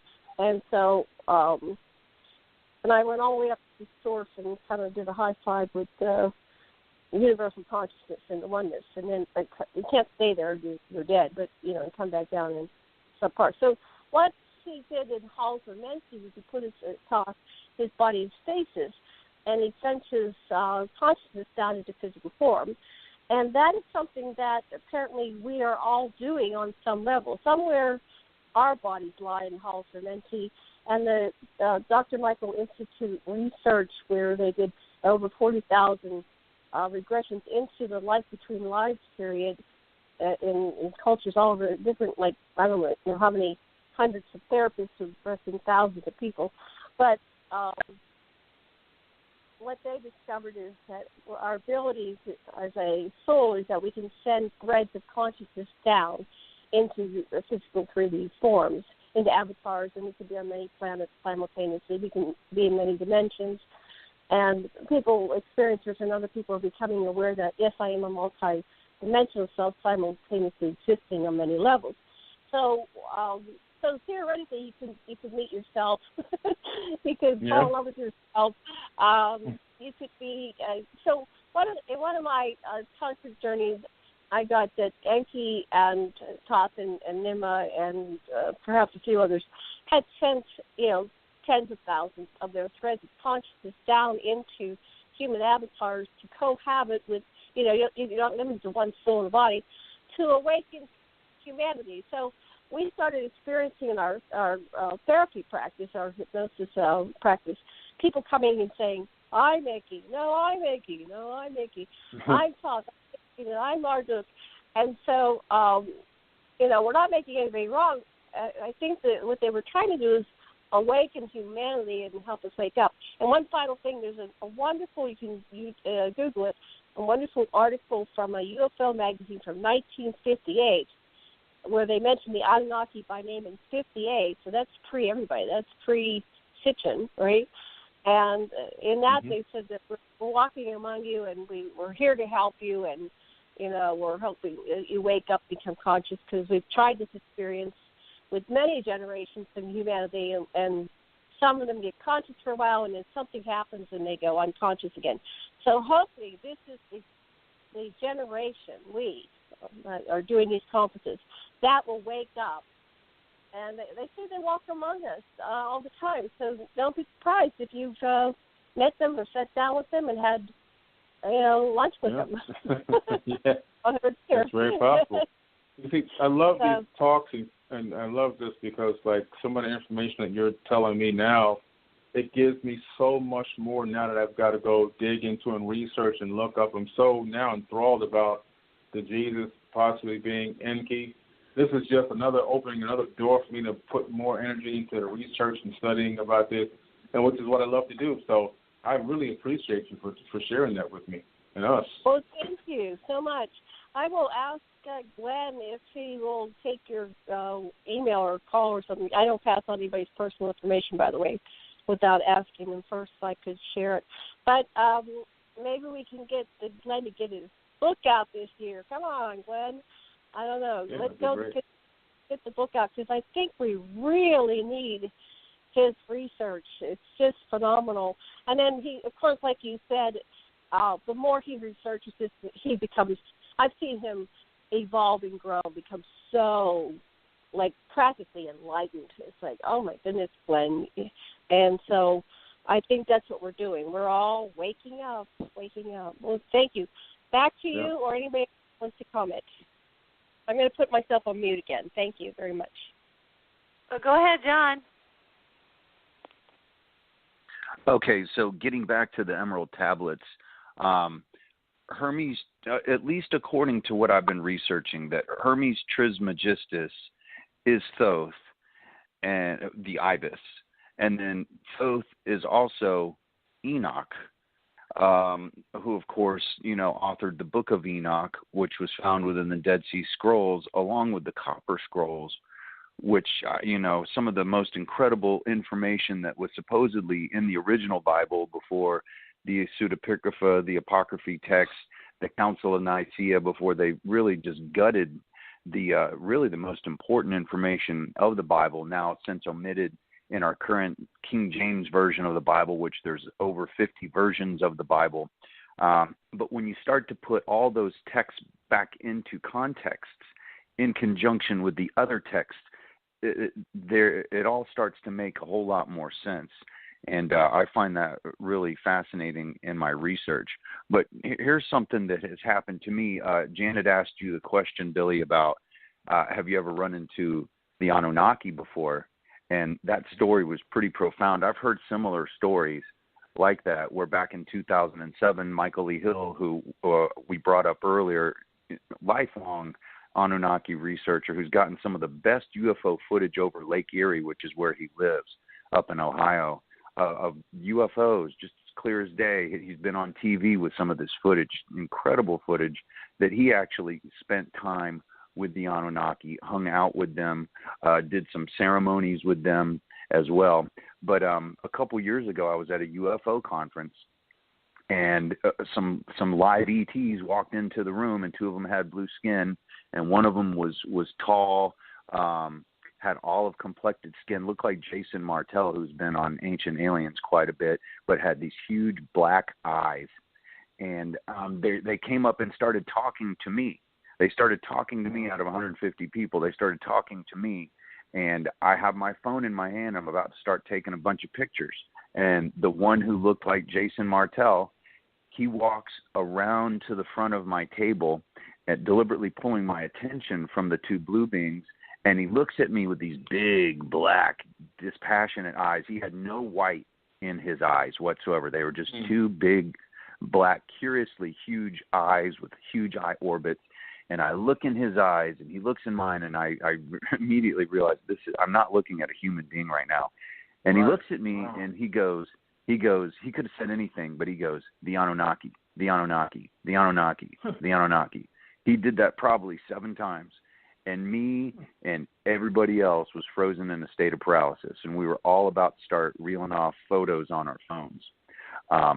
But that really did happen, and it's just been blowing my mind away. And that the girl that runs this conference, her name's Audrey Starborn-Hewins, lives up in Portland, Maine. She has not been very supportive of me writing a book about it. Karen Christine Patrick was my editor and publicist. Janet authored an article in my book, which she had talked about another extraterrestrial that showed up at the UFO Congress back in 2013 after Dr. Stephen Greer did his presentation and was seen by over 40 people. And so I was at the UFO Congress and ran into some of the witnesses that were there back in 2013. This incidence of people running into extraterrestrials is not unique. What happened to me is not totally unique. It's starting to happen around the world. And then after somebody that I know from Australia, they caught wind of my Blue Beings book. He said that he met with the Anunnaki, that they came to a UFO conference in Brisbane, Australia.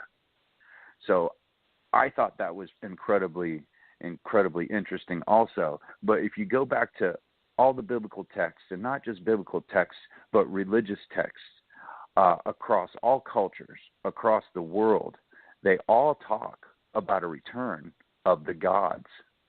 And I do believe that these things that have been happening to myself and to other people is like the beginning of soft disclosure towards their return. I do know that they will return. I'm 47 now. They're going to return before I expire in this avatar, in this physical container, in this lifetime.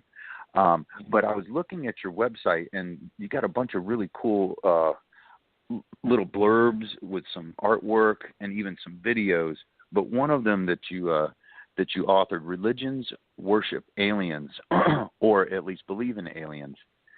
And, it goes into ancient alien astronaut theory. You start to really, really dig in and do the research, and you can see that cultures all across the world have similar myths. There's over 2,000 flood myths. There's over 1,000 Adam and Eve human creation stories.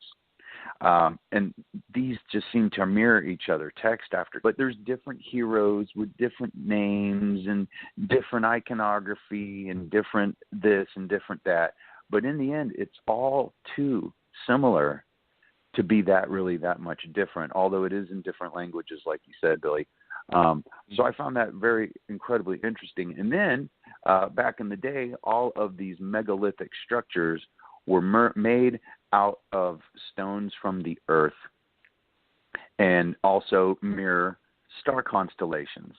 And what were we people taught to do? We were taught to pray to the gods at these religious centers, often created in the likeness of pyramids that mirrored the star constellations. We would pray to the gods to give them prayer energy, which would amplify the pyramid power back when the grid was lit up.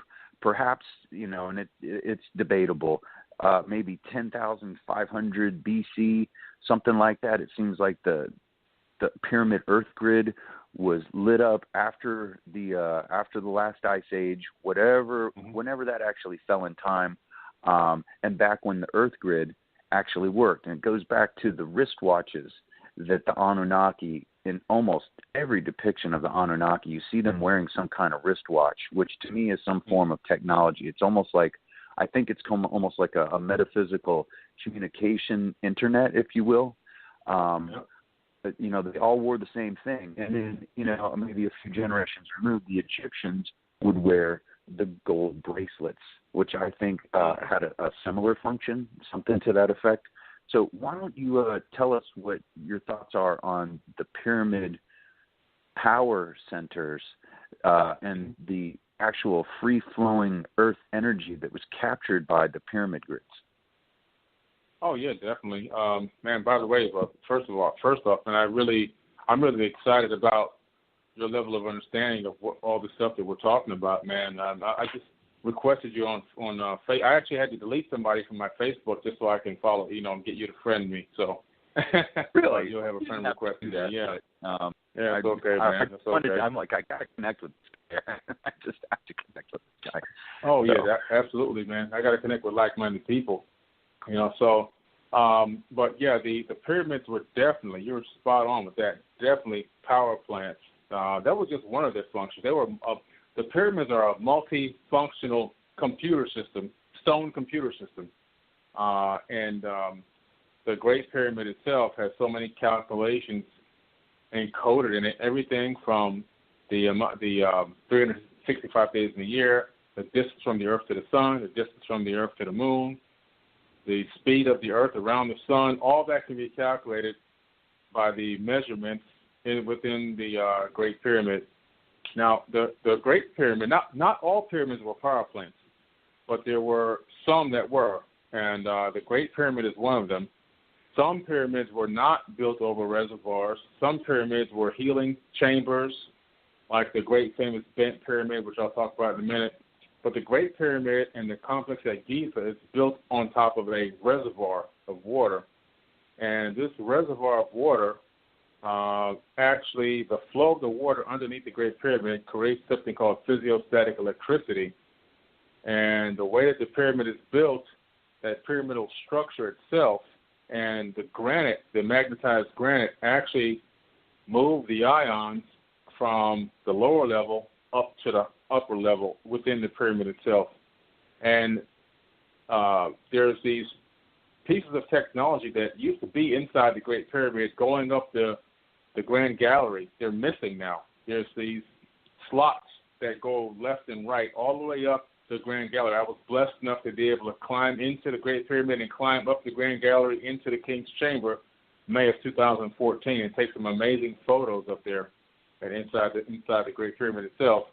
And so you see these things missing, and you start to wonder, what were these? Well, some researchers and also engineers like Christopher Dunn speculate that those might have been resonating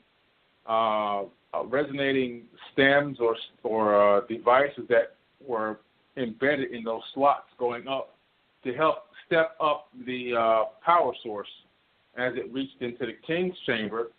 And inside the King's Chamber, which has these humongous granite walls that I don't know if they're maybe 20 meters up, and you can't even put a human hair between the slots and between where they connect. But inside of there's this sarcophagus-looking thing. But it's not really a sarcophagus because it's not big enough to be one, because every sarcophagus I've seen of a pharaoh was super massive. This thing is the exact same dimensions as the Ark of the Covenant. So if you take the Ark of the Covenant dimensions, it would fit directly inside of this stone box inside the King's Chamber. So that's when I began to speculate that this stone box most likely held the Ark of the Covenant, or one of them, because there were more than one. And maybe this was the ultimate pinnacle of the point of where the power was completely amplified and then sent up into the apex, where it was then transmitted out into the actual ionosphere and then carried along by obelisks. I believe the obelisks were resonating towers that would carry this frequency around to the regions, and it would carry not only electricity, but I believe that you can also piggyback sound, images, everything we have right now on Wi-Fi, internet, whatever. I believe that this was communications. I think that these the obelisks were these little jump stations for these frequencies that were emanating from the Great Pyramid. They would focus them, pull them out of the atmosphere, and then they would be able to control where these frequencies jumped to around the globe, because they were everywhere. They were global. But so, the Great Pyramid was definitely one of the ones that was built over a reservoir and was definitely a power generator.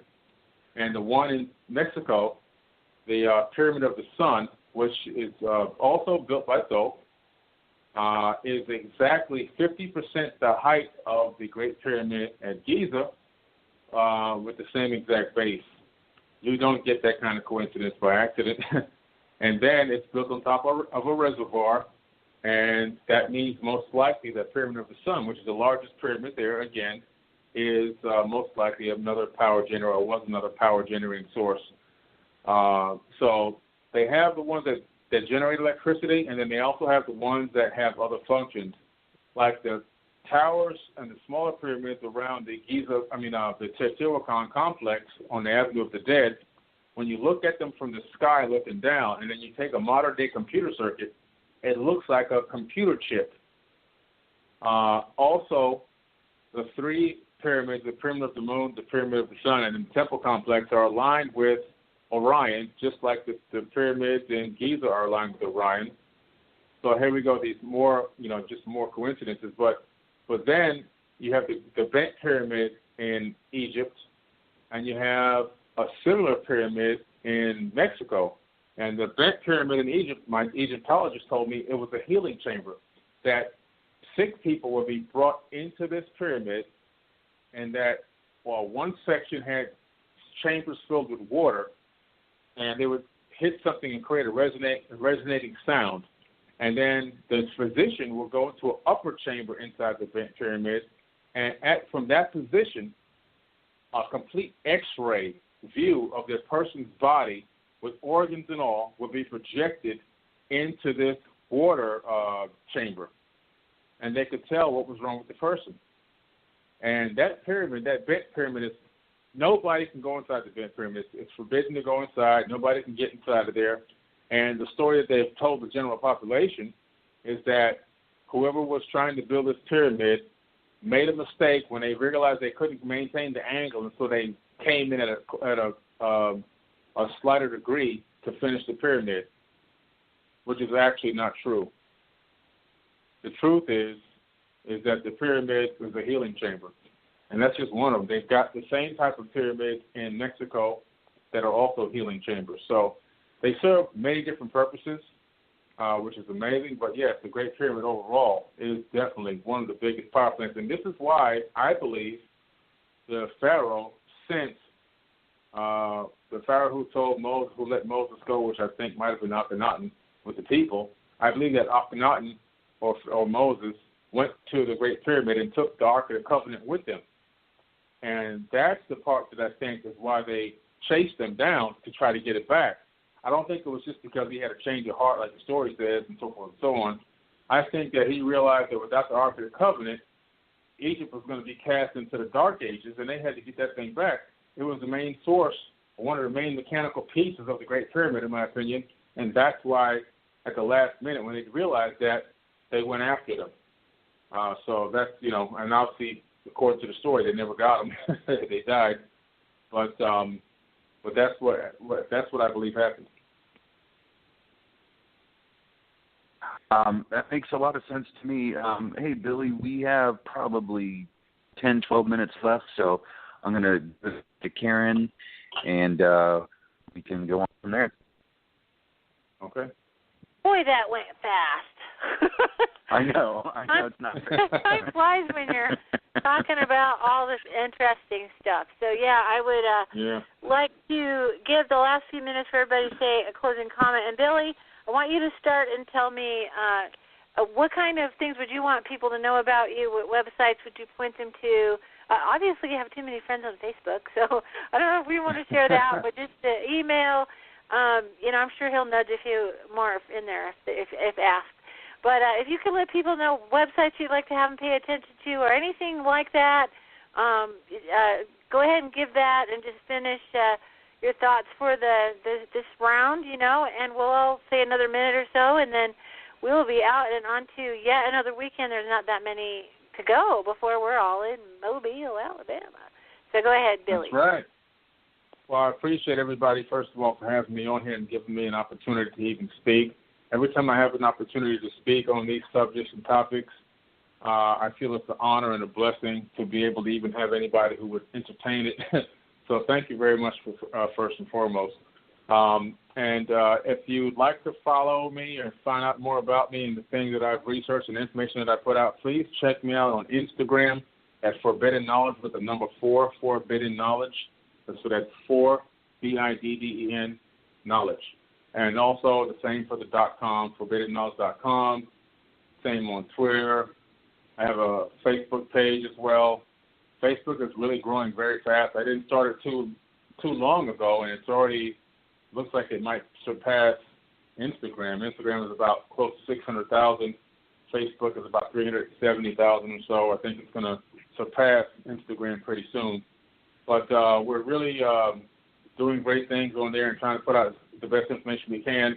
I'm also an ambassador for Gaia, so you can also go to forbiddenknowledge.com and click on my Gaia TV link, and you'll be able to watch quite a few shows on there for free.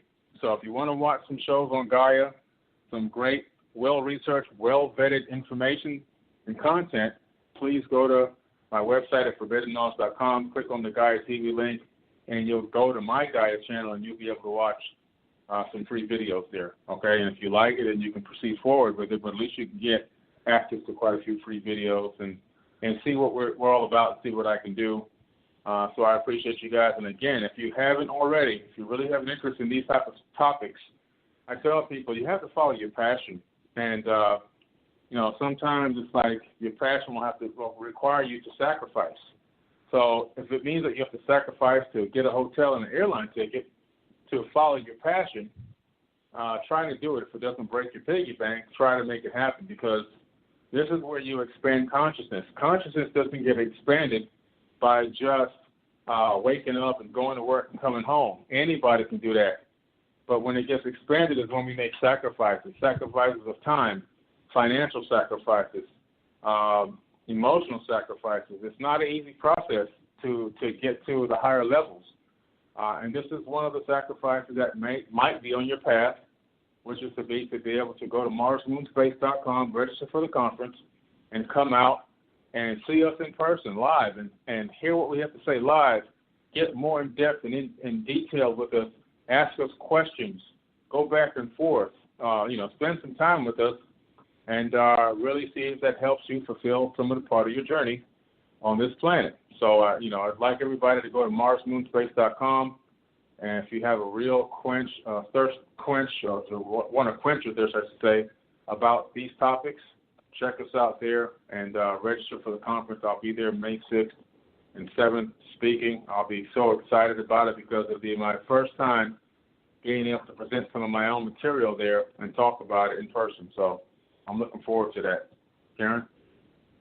Oh, yeah, and that's forbidden with the number 4, forbiddenknowledge.com, right? Yes. Hello? Correct. Okay, yes, good. Correct. I want to make sure people knew about that. Well, Billy, Okay. It's been a delight. I'm totally looking forward to meeting you. I would encourage people who just heard his amazing, setup of the situation.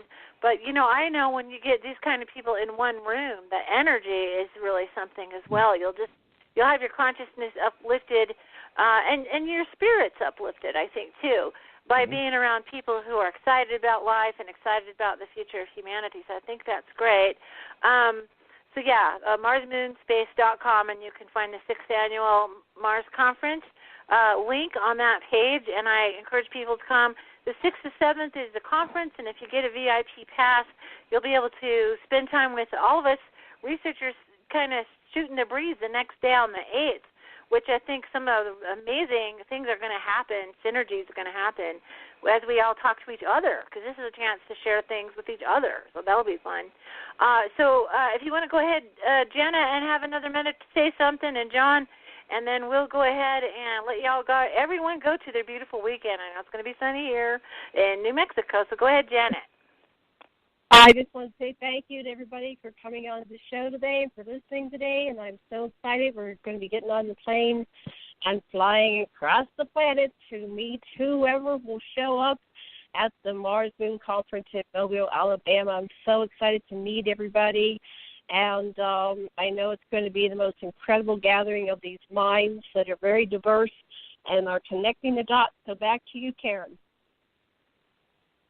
Okay, that's great. And anything you want to share, John? Yeah, right now there's a brand new Ancient Aliens on. It's a 4-hour special. I'm recording it, so I'll watch it like as soon as we're done with the show.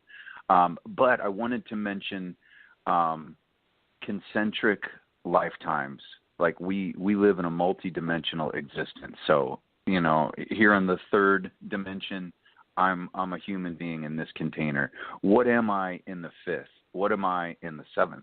I know that in one of these multi-dimensional concurrent existences that I'm an extraterrestrial, and that I believe that I either was part of the Anunnaki, I have Anunnaki blood in me, or I'm living a concurrent concentric lifetime as part of the Anunnaki in a higher dimension, and that it bleeds through into this dimension, and I feel it. And that's why I'm such an experiencer, and I'm drawn to this material. It interests me more than any other topic. Nothing interests me more than aliens, and nothing interests me more than the Anunnaki. That's my final statement, and I'll give it back to Karen and Billy. Okay, thank you everyone for participating. Thank you, Billy, again. If anybody lives in the Mobile, Alabama area, you need to get yourself there. You need to grab your friends. It's up there near Pensacola. You Pensacola people need to get over to this event. It's going to be off the hook and amazing. And so I hope to see you there at this conference. And thank you so much, and have a great weekend.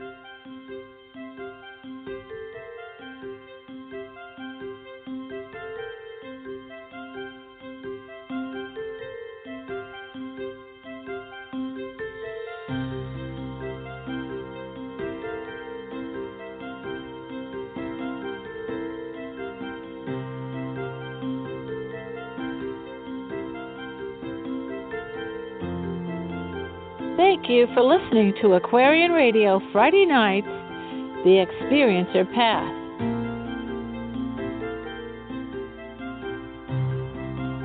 Thanks to the artists from freemusicarchive.org, Ketza for Live With No Fear, and Scott Holmes, Mother Nature. You have been listening to the Aquarian Radio Network.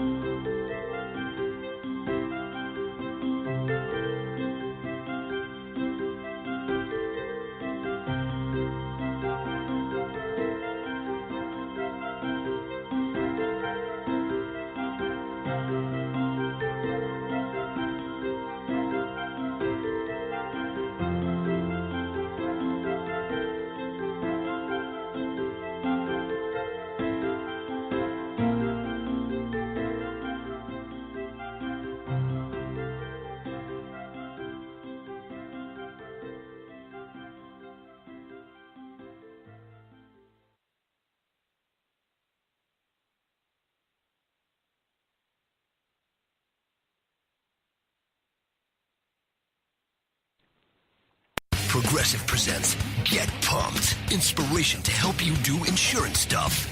Okay, time out. You're gonna let your budget be the boss of you?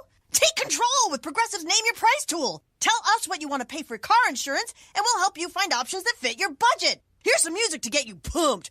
Da-dong, da-dong, da-dong, da-dong, dang, dang. I hear your budget laughing at you. Oh, wait, that's just those kids laughing at me. Ignore them! Da-dong, da-dong, Progressive Casualty Insurance Company and affiliates. Price and coverage match limited by state law.